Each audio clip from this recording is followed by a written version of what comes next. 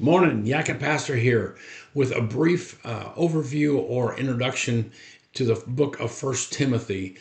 The Apostle Paul wrote this letter to young Timothy, who he calls his true son in the faith, to encourage and guide Timothy in the job that he had been given to correct some of the false teaching at the church in Ephesus.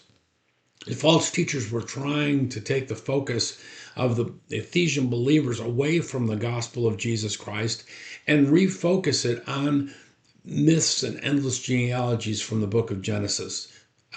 These false teachers were also sharing some very confusing ideas relating to food, marriage, and sexuality.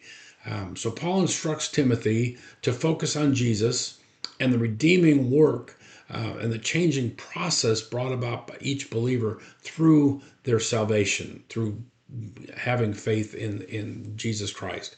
So Paul gives Timothy also some clear guidelines on how to find and install men of true faith into positions of church leadership so the church can continue on.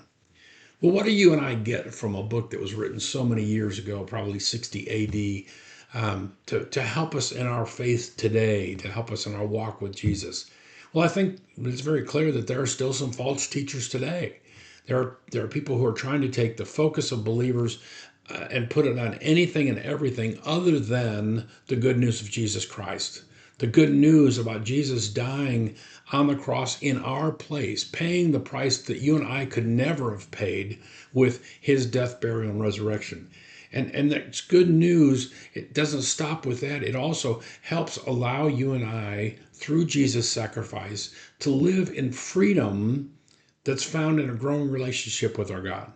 A growing relationship which focuses on our love for God and our love for our fellow man.